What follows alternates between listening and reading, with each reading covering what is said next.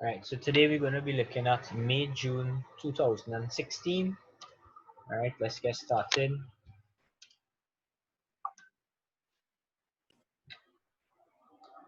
Which of the following processes suggest that matter is made up of minute particles? So it's in the wrong charts.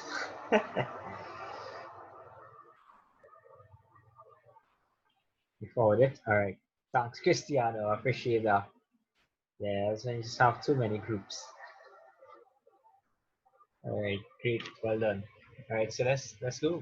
One, which of the following processes suggests that matter is made up of minute particles? You can drop your answers in the chat box, chat pod.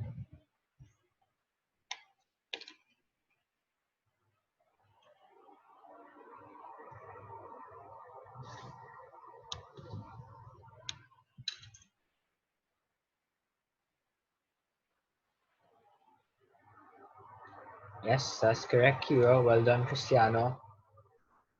Navin, Sayan, you guys there with us?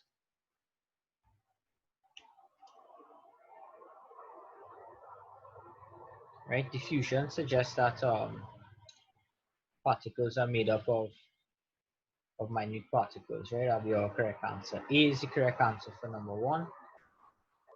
Number two, the arrangements of electrons in atoms X and Y are 285 and 286 respectively. Which of the following represents X and Y?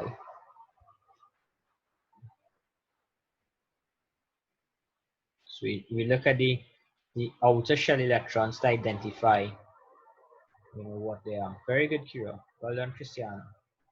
Right, B, they're both non-metals. Right, that's correct. Cheyenne has both non-metals.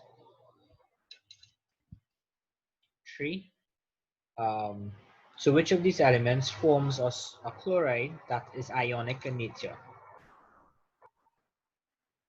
Chloride is ionic in nature.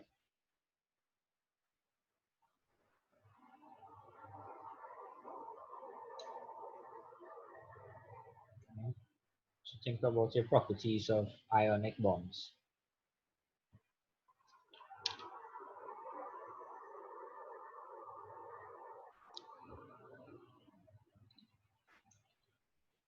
Any ideas? So looking for a high melting point and a high boiling point.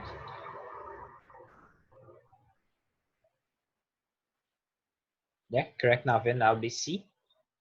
Right, high melting point, high boiling point. That's characteristic of a ionic type bond. Very good. Moving on to 4. 4. Which of the following statements best describes the difference between an atom and an ion? This is a repeat. You've seen this one before.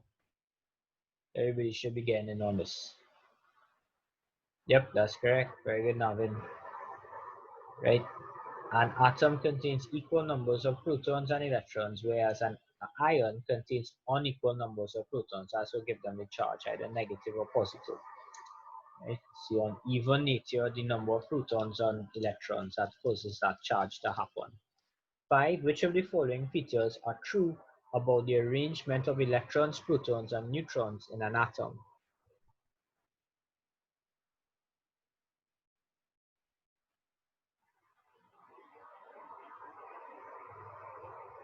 Right, one of these suggestions here wrong. Yes, I'll be correct. A, 1 and 2. This is correct. Protons and neutrons are found in the nucleus. That's true. Right? And 2 is correct. Electrons is anywhere outside the nucleus. This, however, number of protons is the same as the number of electrons. Well, just a sec. In an atom, not in an ion. So in an atom, the number of protons is actually the same as the number of electrons. So actually it wouldn't be D. It would be A. Sorry, it wouldn't be A, it would be D. Yeah? This is an atom. In the atom, you would have the same number of protons and electrons. Yeah? So D is correct for this. 3 is also correct because we're talking about an atom and not an ion. Yeah. Everybody alright with that one? 6. The mass number of an element is the number of mass number of an element.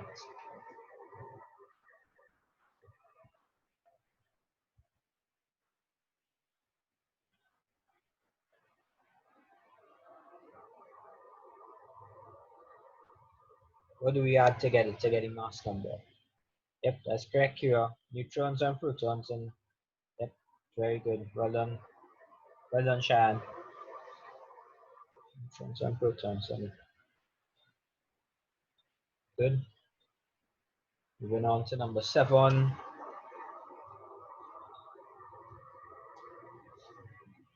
Right, so we have these two isotopes of sodium. Right, they're isotopes because why? Well, why are they isotopes?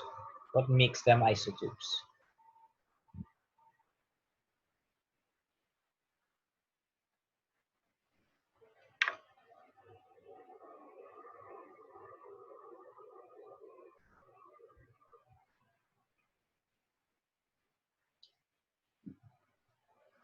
So you could use elimination for this one. Conduct electricity. That's not something that allows you to classify isotopes.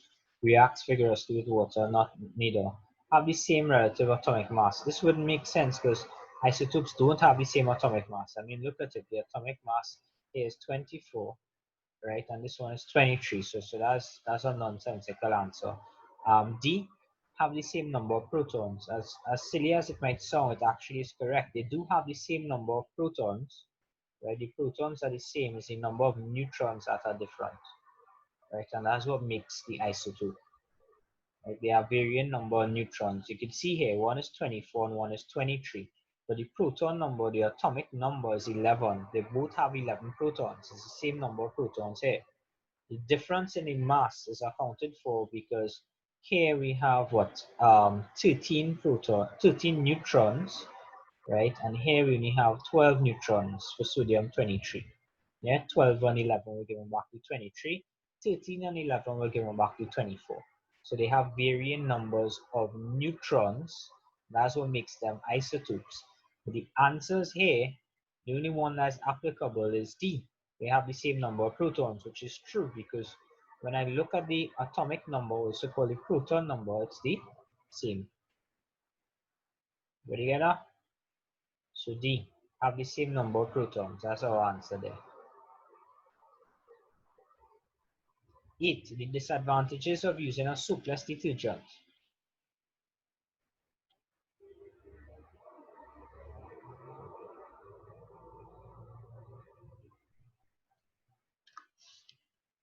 What's the disadvantages there? Non-biodegradable. That's a nice correct answer. Anybody else? Anybody else want to get in on this one?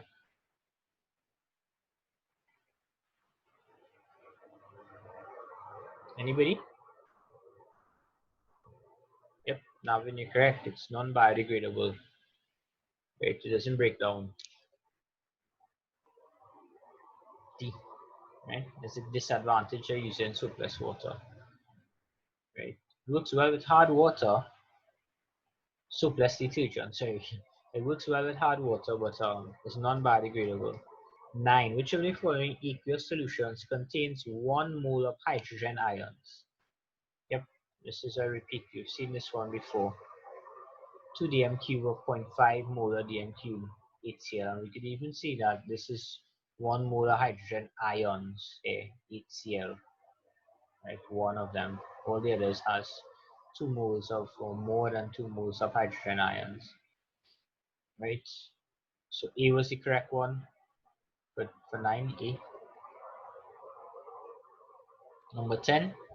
Which of the following pairs of atoms has the same number of neutrons? Same number of neutrons.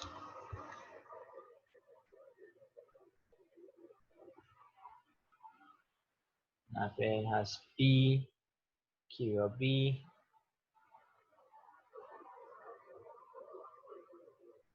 Yeah, you got that right. Anybody else? Oh, we got an answer. Navin, Kira, are we able to determine that? Just write it in the chat what you did.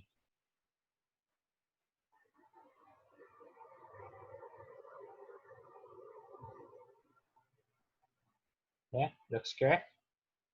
Right? Difference between your mass number and the atomic number will tell us the number of neutrons. If we subtract for phosphorus, we get 16 neutrons. If we subtract the 32 and 16 for sulfur, we also get 16 neutrons. So that's why B is our correct answer here. Yeah? Good. By taking the number of protons, sorry, from the mass number. Yep, proton number away. Right? Another name for the proton number is the atomic number. Good. From which of the following substances can a solid be obtained by the process of sedimentation? Sedimentation. D. A suspension. Yeah. What was the example of a suspension? Give me some examples.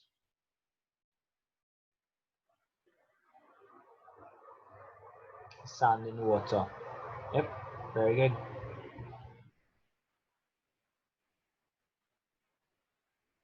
Bring up to 12. So 12. Ionic bond formation results from the what? But we know it has nothing to do with sharing of electrons, right? So we could automatically scratch this off, right? And it involves metals and non-metals, right? And the donation is from the metal, so we could scratch B off, right? We could scratch C off, that doesn't make sense. So yes, Navin is correct. It's the donation of electrons from a metal to a non-metal to achieve stability, right? What's the example? Give me an example. Write out the name of the formula. I have an easy one. Sodium chloride, right? Sodium gives up one electron to chlorine,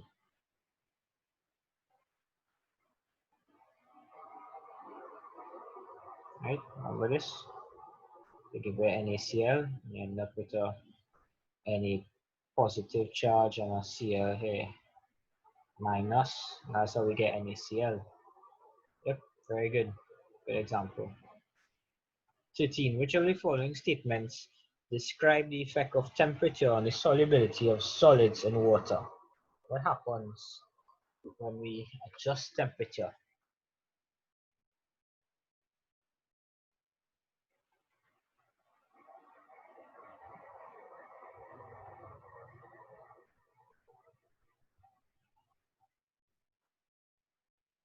Let's think about trying to dissolve sugar in cold water if you're making juice.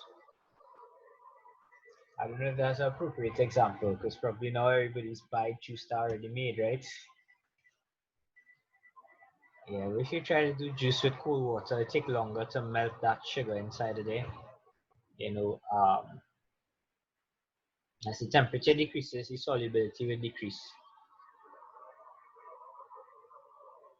14. Which of the following statements best describes the formation of a metallic bond? It has to be something with cations and mobile electrons. Remember that drawing that they have with the all connected together like that and C of yes, that's right. Very good, Kira. Well done, Navin. Cations are held together by a C of mobile electrons. Good. 15. Barium is below calcium in group 2 of the periodic table. When these metals react with water, the main difference in the observation is the barium below calcium.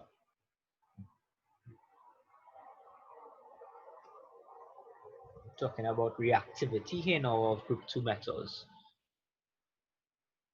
Yeah, the rate of reaction, and does it increase or decrease? Right, barium is below the calcium. So would the reaction increase as I go down that group? What do you think would happen? It would increase. And why would it increase? What causes it to increase?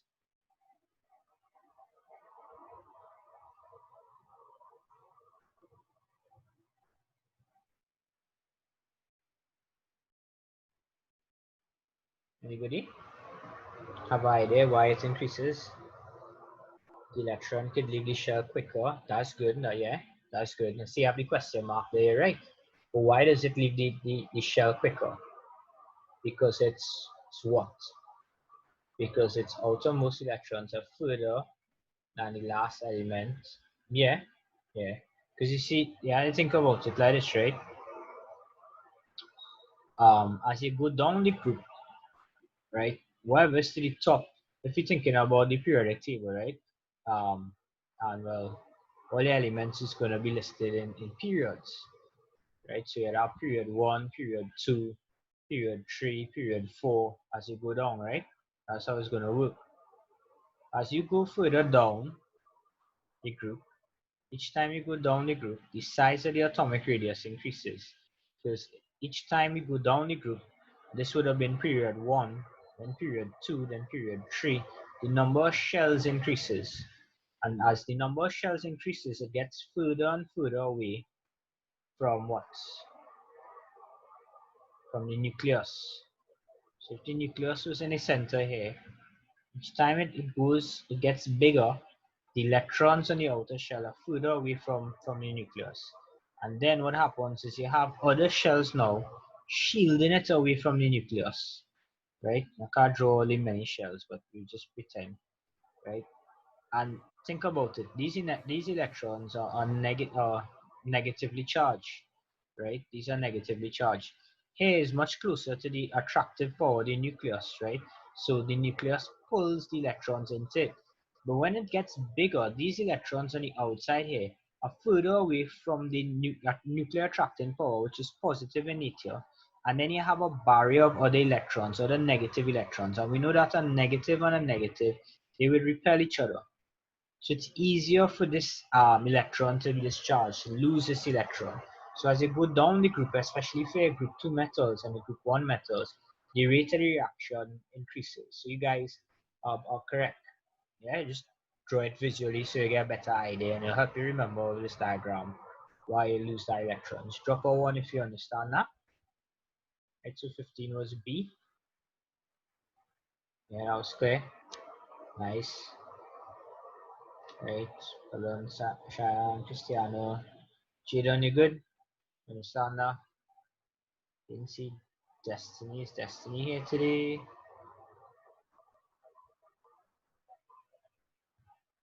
Yes, Destiny is here. Destiny, understand that? Good, nice.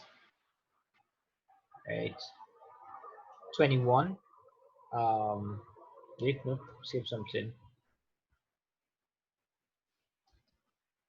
Yeah. 16. Covalent compounds can be formed between what? Covalent is kind of like the opposite of the ionic. Two identical non-metal atoms, excluding noble gases. Yeah, correct. Very good, Navin.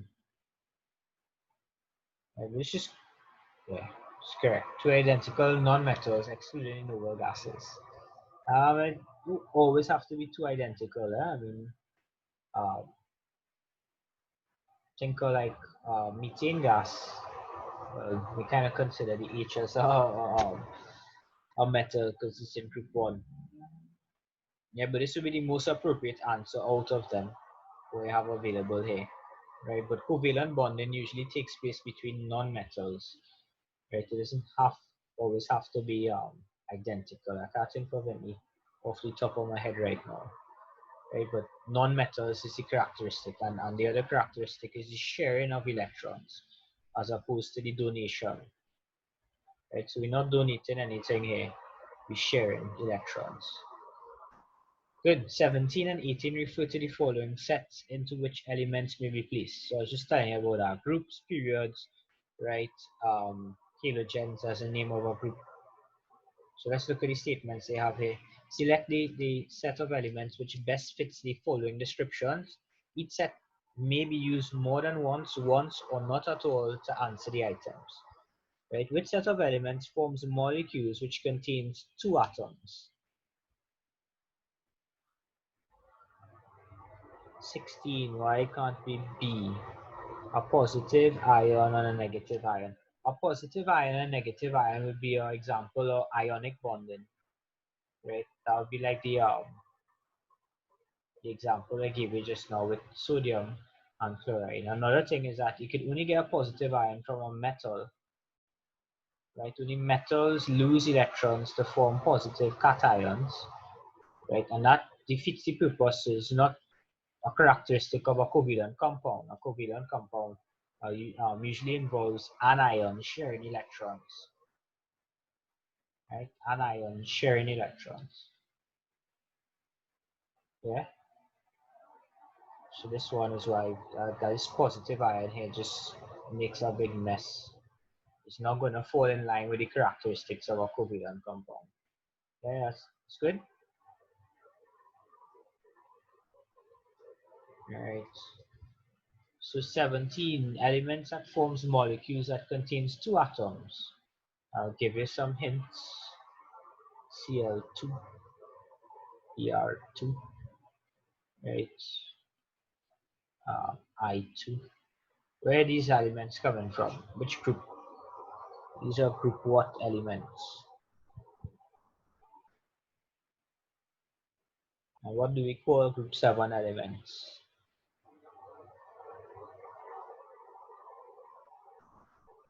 Right, so it's my answer for 17. 17 would be C, halogens. Yeah, makes sense. 18, which set of elements has atoms with 2 electrons in the outer shells? Right, so in the outer shell you have 2 electrons. That'll be what? Everybody should know this one. Right, the group number tells you the number of outer shell electrons. Yep. Yeah, very good. Well done. Yeah, that's correct. Option B, group 2. Right, the group number tells you how many electrons is on the outer shell. The period number will tell you the number of shells. Right, so if it's in period 3, this has 3 shells. Meaning that when we draw in, if we draw the nucleus here and we have the protons and neutrons, you're going to have 1, 2, and then 3 shells. Yeah, that's what that says. 19, a solution of pH 1. This solution would be expected to react with what? So pH 1, this is what? Acid or alkaline?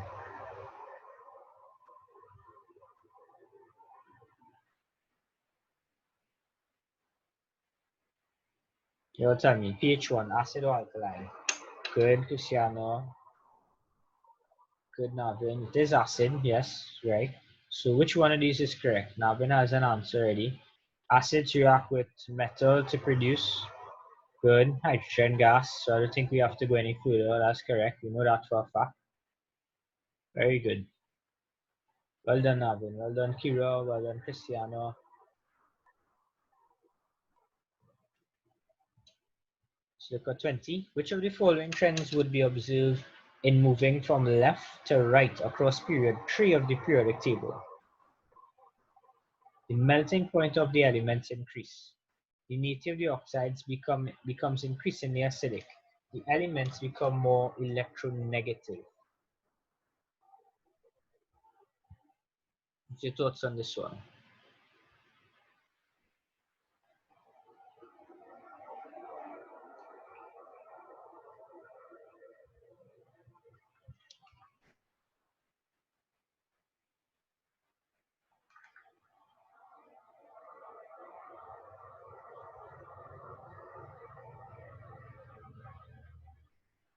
Alvin has C. Anybody else? You all have any ideas?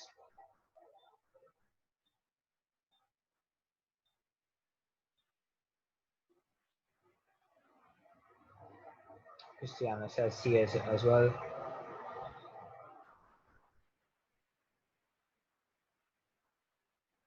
Kira says C as well, yeah? You guys are right. Right, electronegative. What does electronegative means? Anybody remembers that word?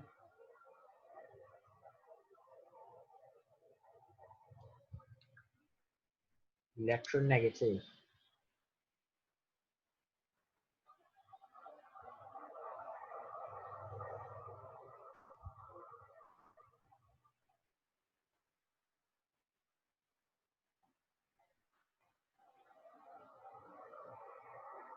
Negatively charged, kind of in that direction. It's a little more than negatively charged. It's the tendency to attract electrons, to be able to accept electrons to form negative ions in a chemical reaction, right? So when you hear the term electronegativity, right, it refers to the ability to accept electrons to form negative ions, right? And that makes sense going across the group as you go from left to right.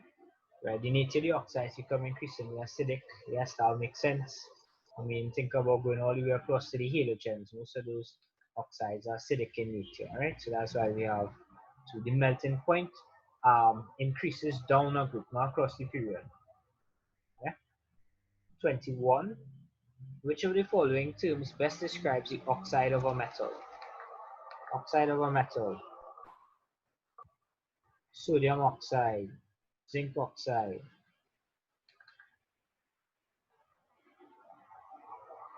Those are what? Acidic or basic?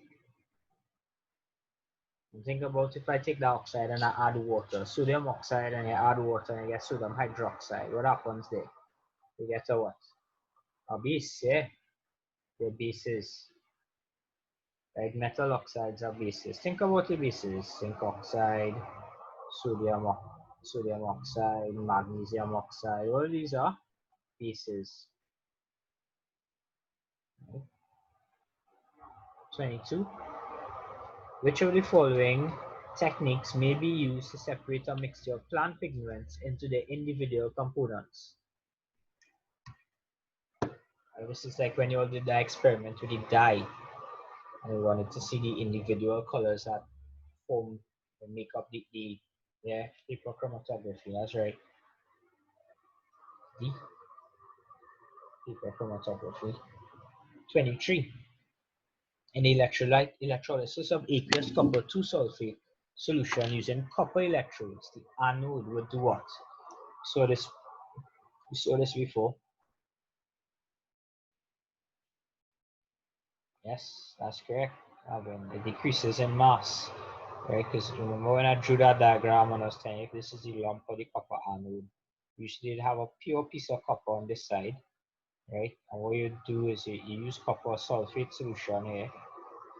So remember the anode, what happens at the anode? At the anode you have anions happening there, right? But what will happen to the anode? Because this is copper and this is copper here. This copper here, right, goes from copper 0, it loses electrons to form copper 2 plus. And when that happens, it goes into solution. Goes into the solution, and remember this exists in uh, aqueous form. So all your copper 2 plus is gonna come here, and then it's gonna gain electrons. Reduction is gonna happen here. It's gonna gain 2 electrons to form copper solid. Right, so you have the mass of the anode decreasing and the mass of the cathode increasing. And these are active electrodes. They're participating in the process. But if we had used graphite, that would happen. Right, you'll actually have the SO4 2 minus and the OH coming across to the anode, and then at the cathode you'll have the copper 2 plus and the H plus coming there. Right, and we have a different type of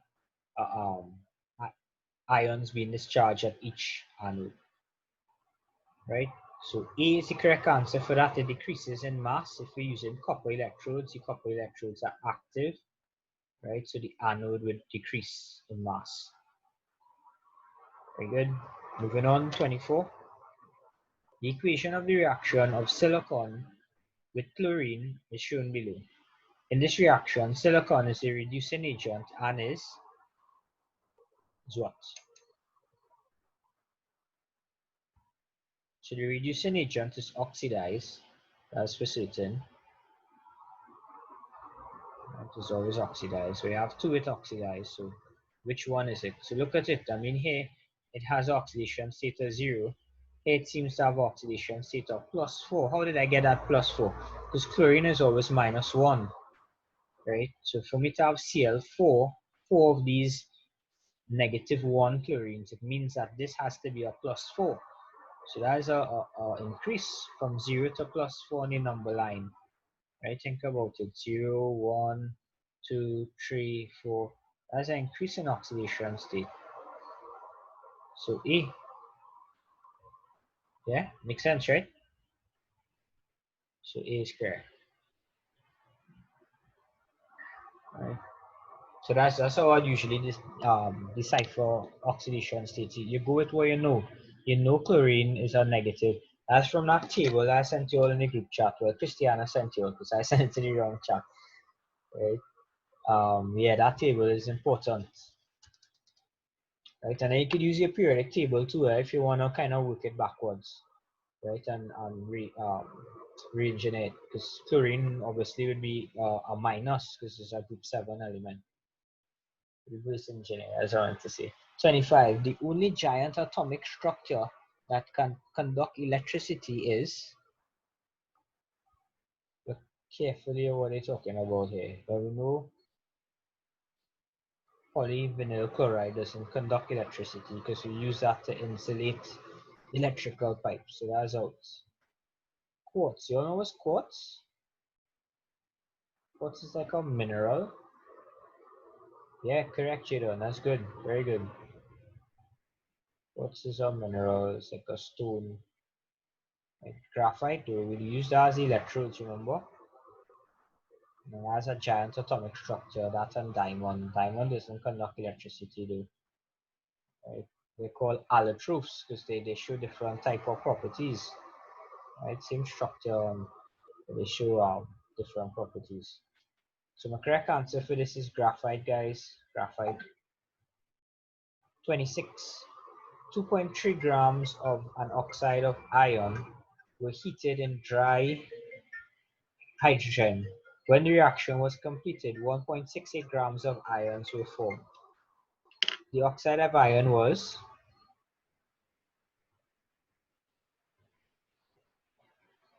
what?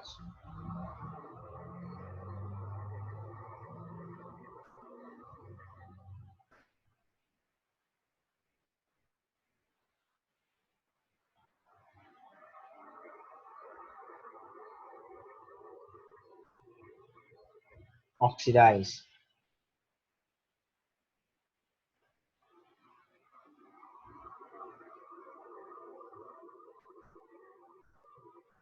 Well, think about it. If it's an oxide of iron, it will have a charge, right? It will have some charge, X charge, usually positive. But iron here was formed, right? So iron exists when it is in an ionic form, an oxide of an iron, either as a +2 or +3, right? Iron 2 oxide or iron 3 oxide.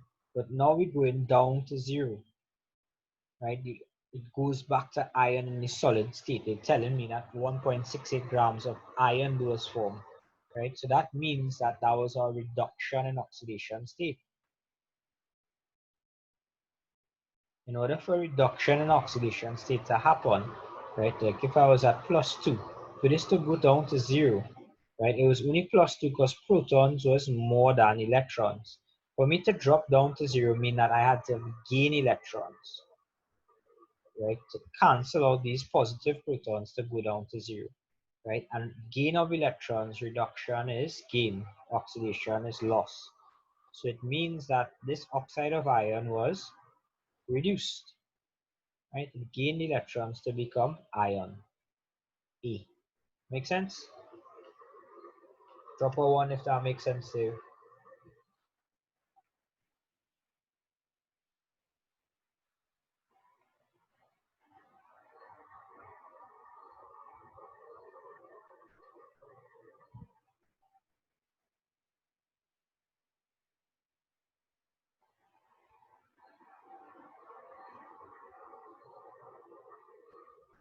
Good.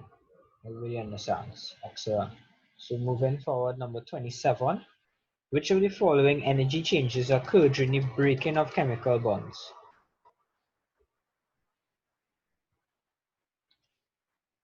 Breaking of chemical bonds. So you need to break the bonds. Think about if you try to melt table swords.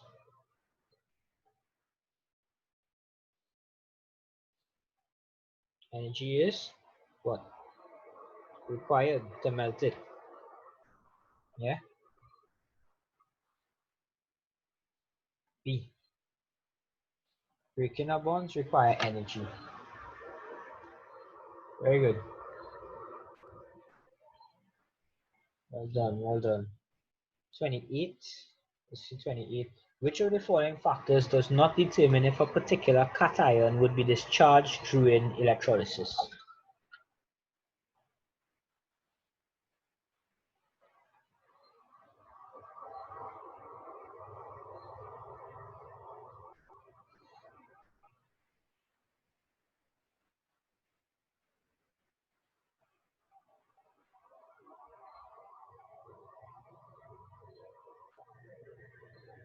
Concentration of the cation.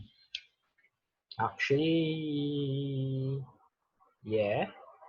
If it's concentrated, it wouldn't. So that affects it. So think about a concentrated solution of what way? That's a good example to look at. That same thing we were just talking about, sodium chloride. And I said think about melting it before. You could use, there's two ways in which they do the sodium chloride. They could do concentrated sodium chloride solution, right? And when it's concentrated sodium chloride solution at the anode, chlorine is discharged because it's in higher concentration than the OH minus ions. Although OH is higher in the electrochemical series, and that should be the one that's preferentially discharged because chlorine is in higher concentration, that will be discharged instead, right?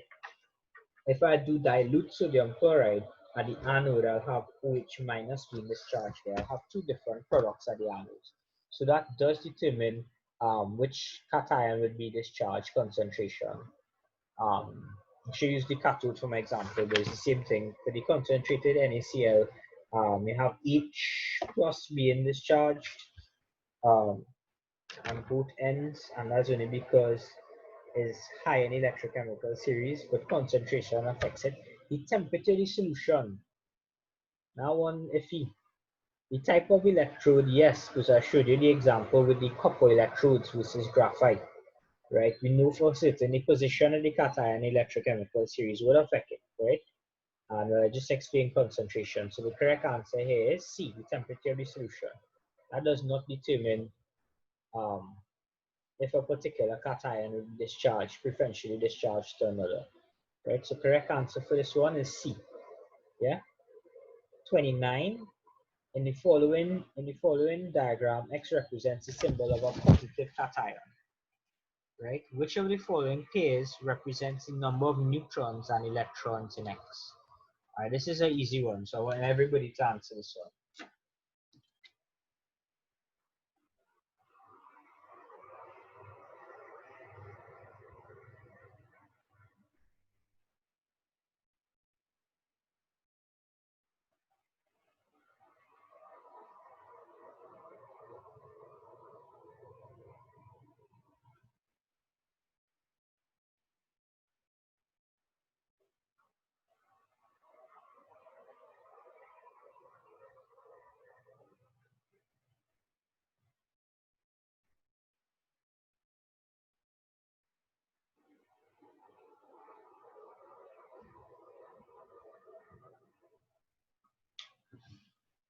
Alright, Jaden has A, Chan has A, Destiny A, Kira A.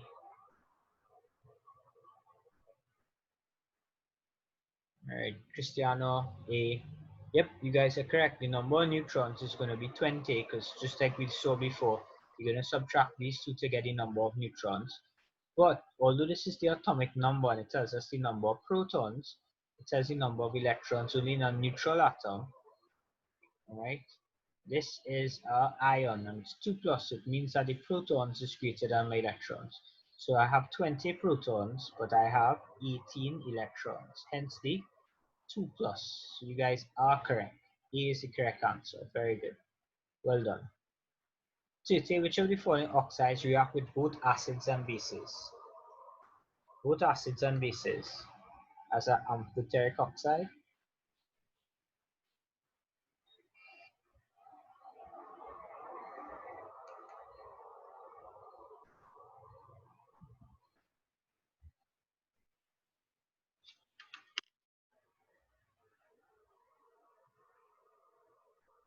Yep. Anybody else?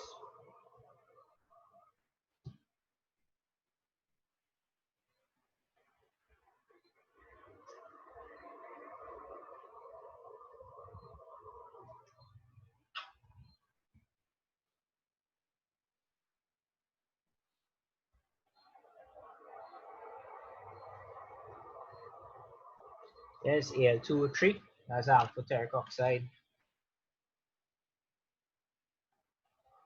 Alright, so this is my correct answer. Very good. 31. Which of the following statements about electrolysis is not correct? Which one is not correct?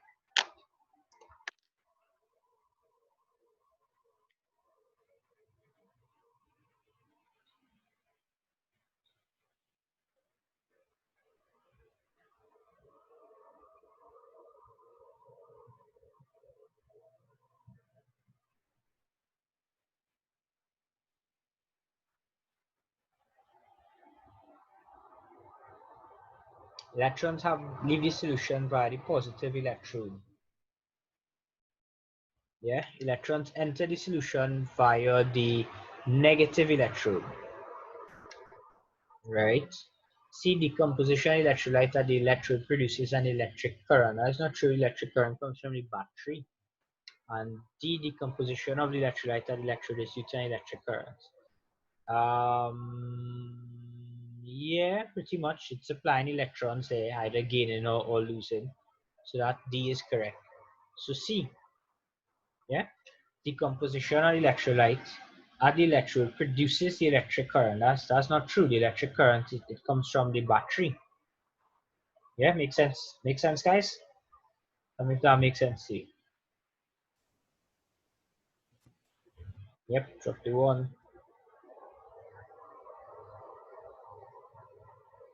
Yeah, yep, it does. Because you remember for the positive electrode, which is the cathode, right? I always try to remember it like this. At the cathode, you have cations coming there, and the cations are converted to atoms, right? For it to be converted to atoms, they have to gain electrons, right? Where electrons coming from? It's coming from the current. That's what's flowing. It's actually a full circuit. The electrons that are lost at the anode, right, to form the anions, right? It flows. It goes to the cathode. Yeah. 32. Which of the following statements are true of metals?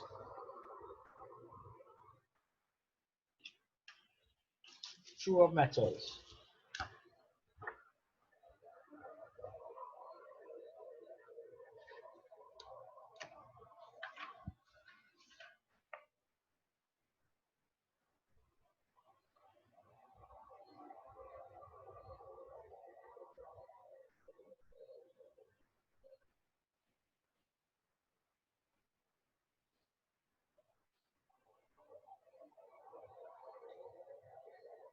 Kira has A.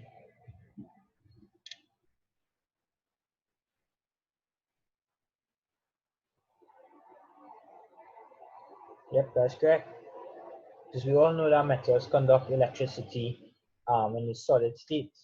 So anything with 3 is wrong. So you use, yep, very good Navin, very good Kira. You use your processor elimination. This doesn't make sense.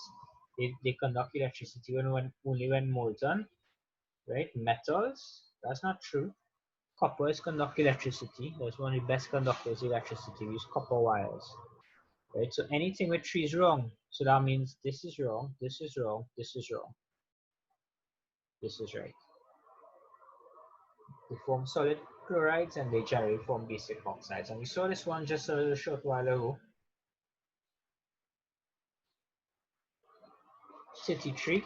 Which of the following is a list of all the raw materials used in the extraction of iron? Another repeat.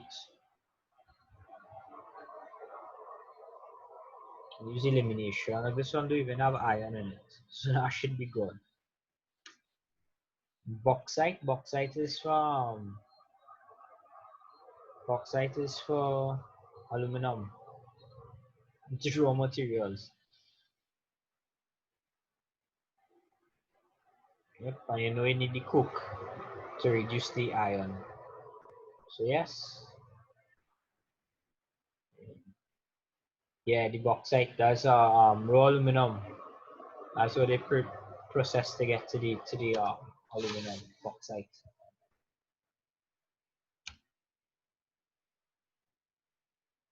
Right, 34.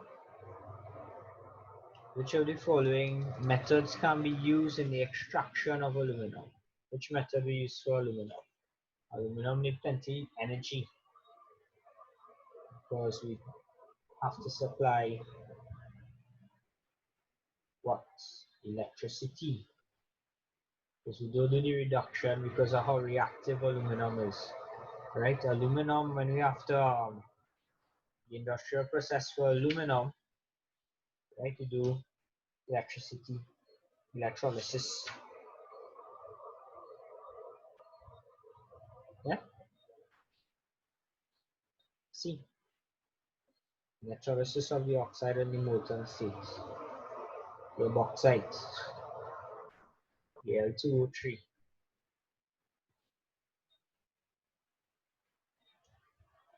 35. Which of the following pairs of reagents will result in the formation of a yellow precipitate?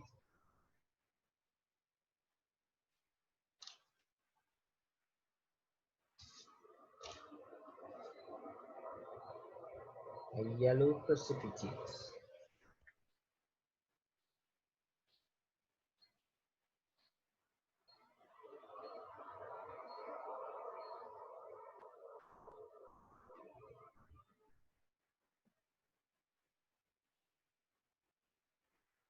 Right, potassium iodide with lead. Yeah, very good, Jadon. Gives a yellow precipitate. Right, so this is a test for cation.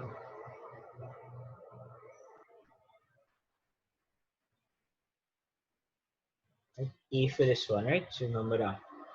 Yellow precipitate using aqueous potassium iodide, and that tests for Pb2 plus. The presence of lead 2 plus gives a yellow precipitate as an observation. Again, no precipitate, then is aluminum Al3 plus. There's no precipitate. Okay. 66. The ability of an atom to form a cation increases how?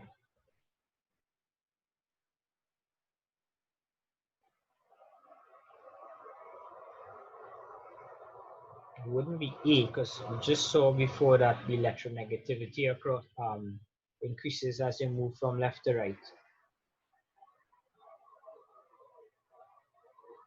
As the oxidation state increases. Not really. Doesn't make sense. Yep, that's correct, Jadon. Well done. Yeah, electropositivity increases. I just described electronegativity. Electronegativity is the ability to attract electrons to form negative anions, the opposite of which is electropositivity. And this one is the ability to lose electrons to form positive cations. Yeah, as electropositivity. So if this increases, then that would the ability of the atom to form cations would also increase. 37. Which of the following procedures can be used to identify ammonia gas. Right, ammonia gas.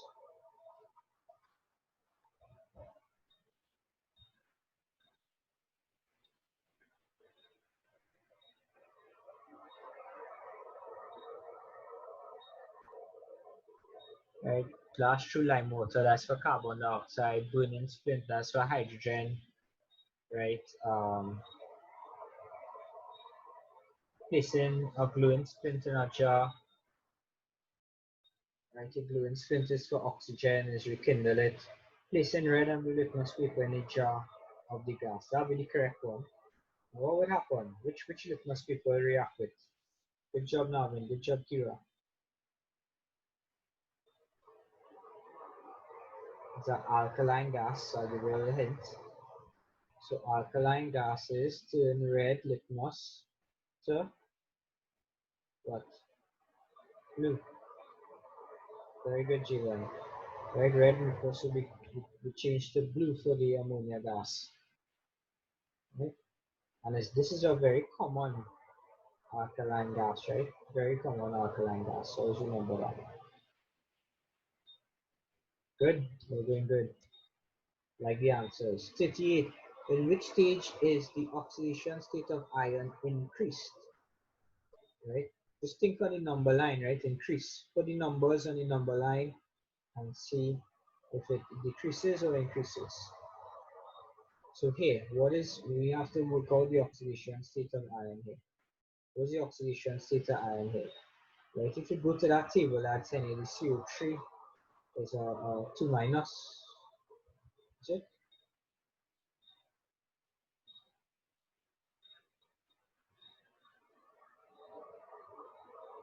Or 1 minus sodium carbonate.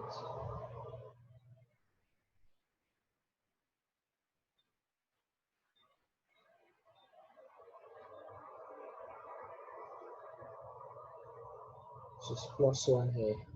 It's plus 2 here. Right here is plus 3.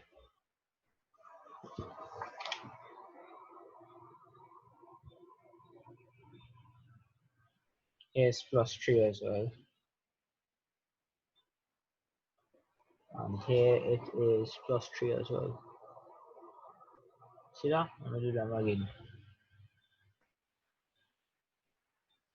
Here's plus 1. I know it's plus 1 because carbonate here is a minus. CO3 minus. If you just look at our table, our ions are sending you see it. Here it's plus 2 because we know that O, oxygen, is a 2 minus. And you see there's no subscript here. Right? None here. So they equal plus 2 minus 2.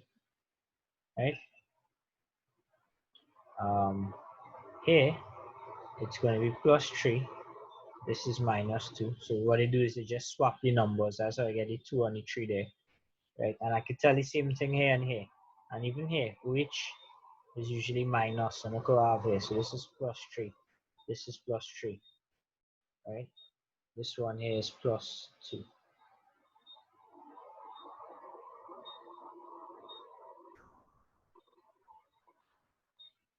Just double check this one.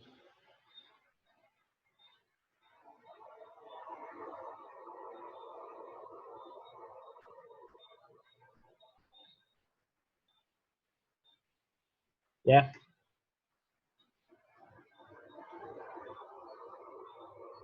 CO3 2 minus. That one. Carbonate. So here's plus 2 as well.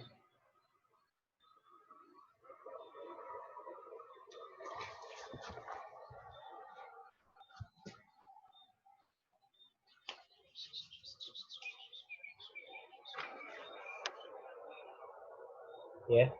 CO3 2 minus. That's correct. So plus 2. We was at plus 2 here as well. And then we went from plus 2 to plus 3 here. Right? So good job, Navin. B. Everybody okay now? Drop a 1 if you're okay.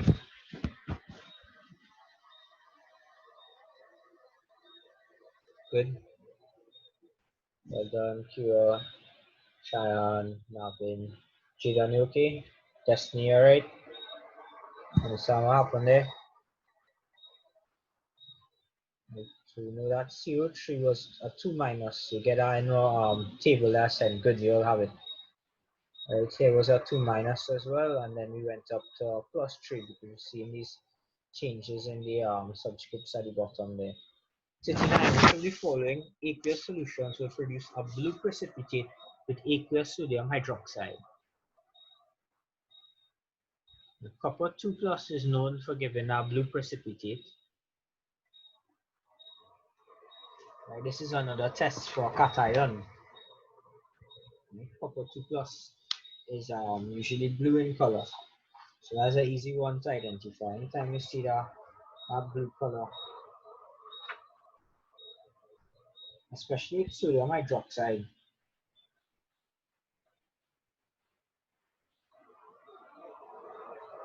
Right? The reason for that is it forms an insoluble precipitate with sodium hydroxide. So you get a blue solution, a blue precipitate. It's a copper 2 nitrate, and copper is going to be responsible for that blue color. Yeah? So 39 was C. C for 39, right? Good. 40. Potassium is a metal. From this information only, it may be deduced that potassium is what?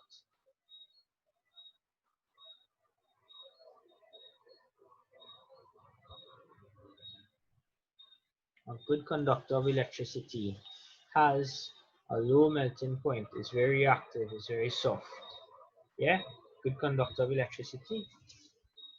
We know metals conduct electricity well, right? Because they see a mobile electrons. So good choice, good answer. 41. Which of the metals is likely to form a soluble hydroxide? Soluble hydroxide. So the most reactive, right? Look at this here. We have no reaction with water or steam. Reacts with steam, but not with cold water, so not very reactive. Look at this one. Reacts rapidly with cold water. So this seems to be the most reactive one here. Right? Reacts slowly with cold water, so this is probably like second in line. Then this will be third, and this will be fourth. Right? So the metals most likely to form soluble hydroxides, I would say C. Why? Agree? Drop a Y in the chat if you agree. Yeah, that's right. Very good. 42. Which of the following pairs of metals is the first metal most likely to displace the second metal from the solution? I should not rub off those things that we had there just now. So let's do them again. This one was the most reactive, then second, then third, then fourth. Right? So let's look at what they have here. X, Y.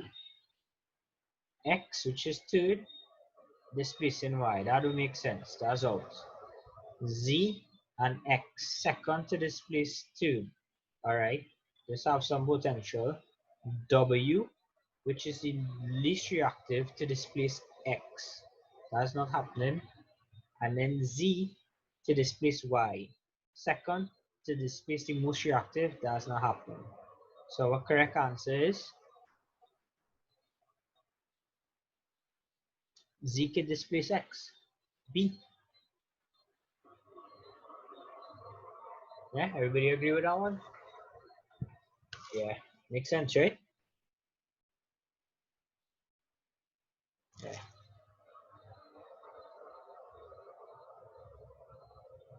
43. Which of the following statements about compounds in a homologous series is correct? Is correct.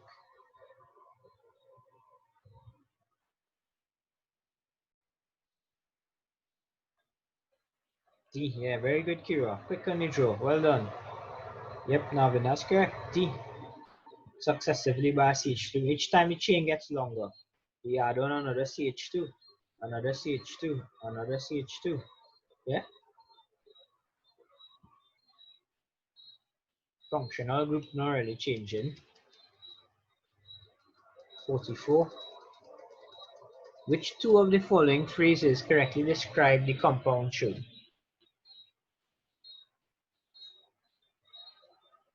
C na OH group.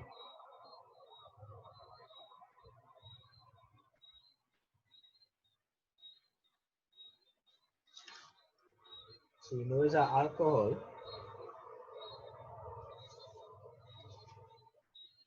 What else?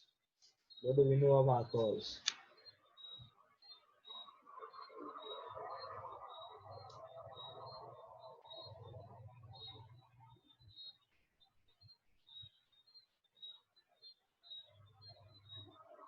A, 1 and 3. Yeah? Anybody else?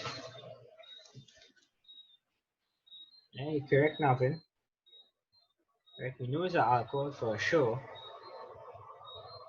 Right, and the reactions are alcohol. It could be burnt in oxygen. What else could they do? They could react with sodium. And what do they form? They form sodium hydroxide. Right, this H loses this H, right, and the Na plus replaces it there. And that's the hydroxide, sodium hydroxide. If it's ethanol, obviously. If it's not ethanol, it'll be something else. We are checking number should change. Ethanol or alcohols could also be dehydrated.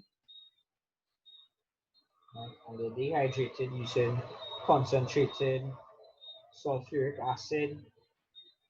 Right? And we do this at 170 degrees Celsius. When I dehydrate it, it becomes what? The alkene.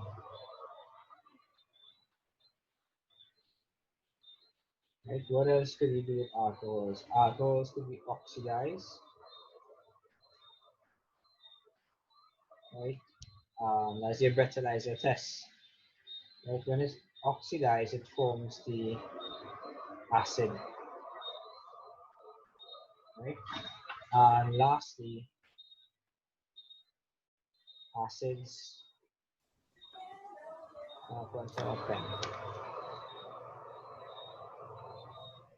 Acids could react with alcohol. So alcohols could react with acids to form esters. It's all our reactions of alcohols. So for this question, two phrases correctly describe any compound we know is alcohol because of the presence of that OH group. And from the reactions that I should show you, you know they can react with sodium, right? It's not an alkene, so that's wrong. Not reactive with acidified potassium dichromate. That's not true because that's what this here the breathalyzer test, right? To convert it to acid. When they oxidize, you would use potassium dichromate, right? So this is not true. It is reactive with it. So 1 and 3. E. Right, good job, Navin. Well done. Everybody get that? 45. Which of the following molecules could be obtained by cracking the alkane C8H18? No, we could get.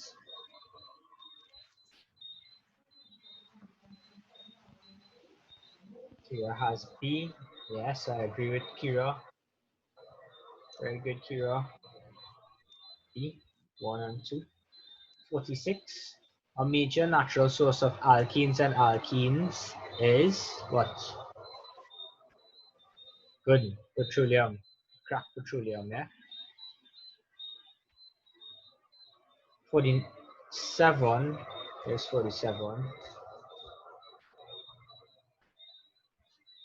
47.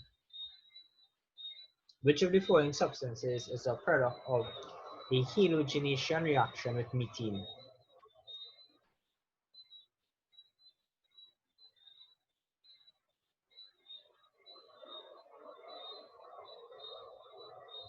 Yes, correct, Kira. Very good, Navin. Halogenation. So just think halogen. So the chloride here kind of sells it out. So C is correct. Very good. Good thinking. 48. How many isomers of butane are there?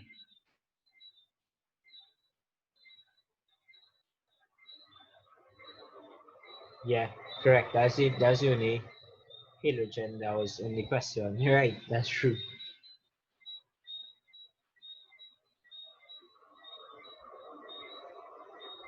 48, two isomers. So let's see. This is butane. 1, 2, 3, 4. Right, so there's a straight chain butane. And then what else can we do? We could probably just move that other one there. If we move one of these C's and we make it a branch chain. That's about it. There's nothing else we could do there with this. Right? If I put it at the bottom, if I draw it like this, still the same thing. Nothing changed there. Right? So B, two isomers. The straight chain butane, or this branch one, put it either on this side or that side of the second carbon. Yeah, 48 is B. 49, which of the following substances is an unsaturated hydrocarbon? Unsaturated means that it contains a double bond.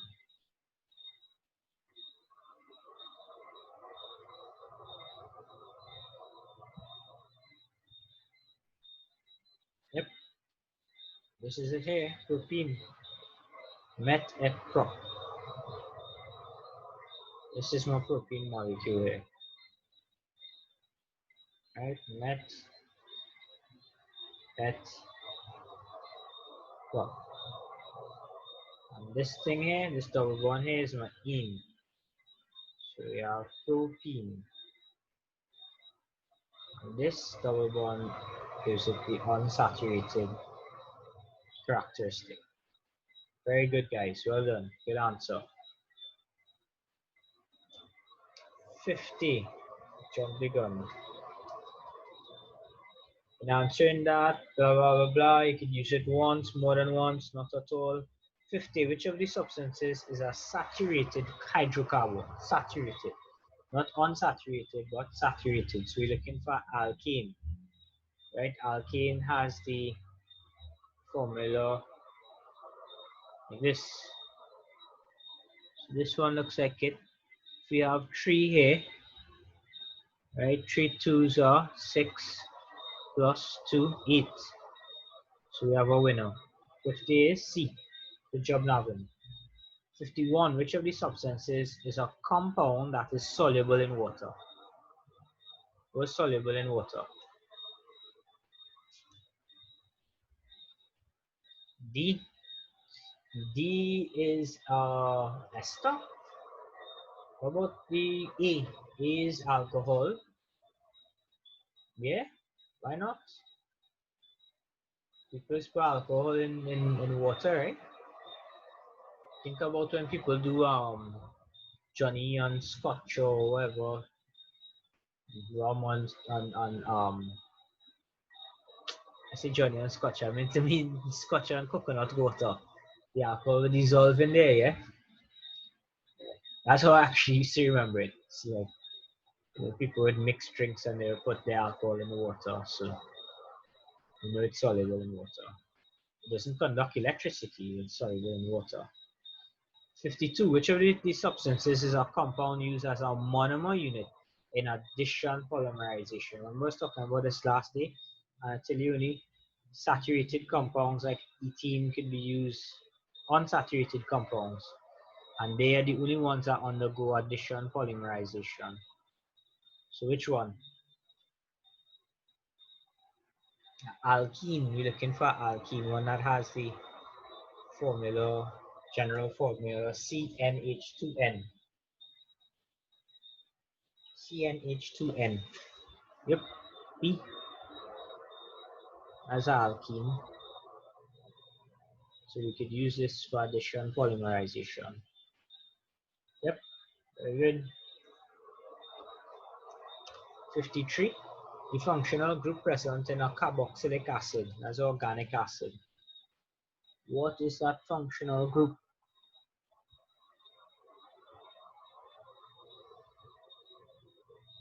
Yep, B. Right, COOH. C double bond O and OH. That's your functional group for your carboxylic acid. Very good, Destiny. Well done. 54. When a hydrocarbon molecule is cracked, which two smaller molecules are produced?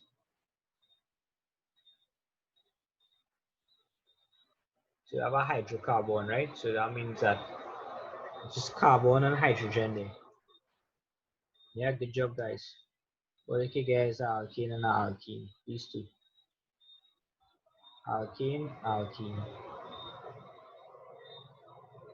So the correct answer is A, 1 and 2. Very good. 55. With which of the following substances would an alkane react? An alkene.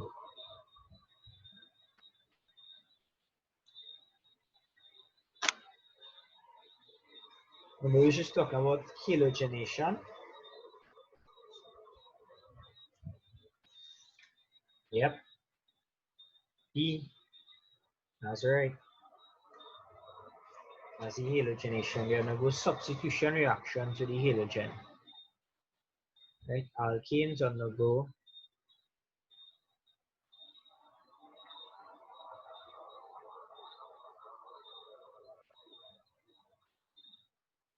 right? Alkenes undergo addition. Right? And that's because of the double bond. Alkenes do have a double bond, so somebody have to get swapped out. And they get substituted like in a football game. This H here get called off the field, come off the field. And then somebody else should come on. Chlorine will come on instead, right? So substitution reactions for alkenes. 56.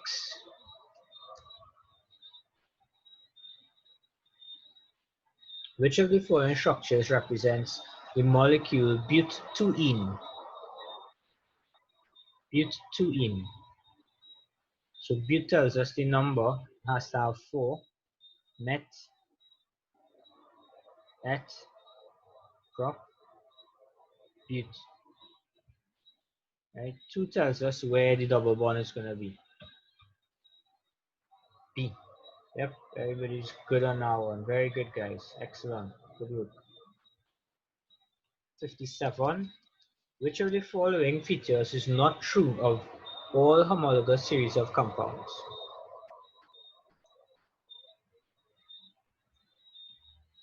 Functional group, yes. General formula, yes. Similar chemical properties, yes.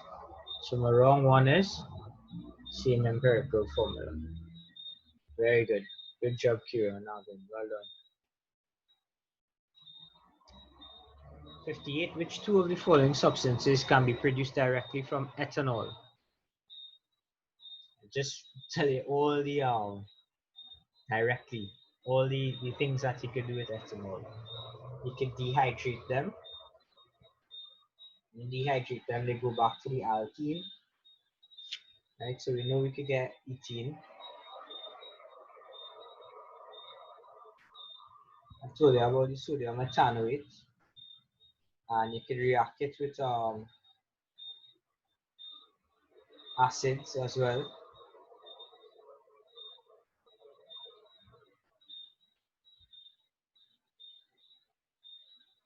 So we do have a 1 and 3. We do have a 3 and 4. We have a 1 and 4.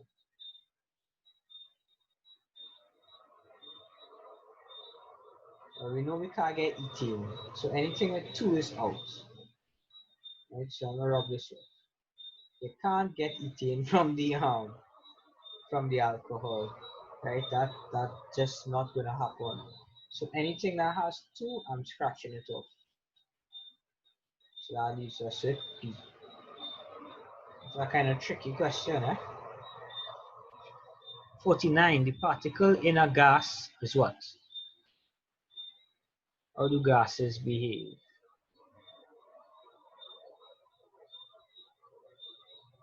Remember this chapter in the book. Yeah, it can move in any direction. See it? Yep. 60. Which of the following compounds can decolorize potassium manganate? We don't have any alcohol there, but we have an unsaturated compound. Very good, Jadon. An unsaturated compound. We need double bond, and you can test for the double bond using potassium martinate 7, acidified potassium martinate 7. You decolorize it. Yeah, that wasn't bad. That was a good run. You're not too tired, right? You could do some more. You don't want to do some more? Just drop a Y if you want to do some more.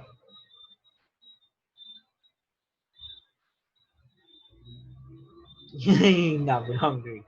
Anybody else? You all good?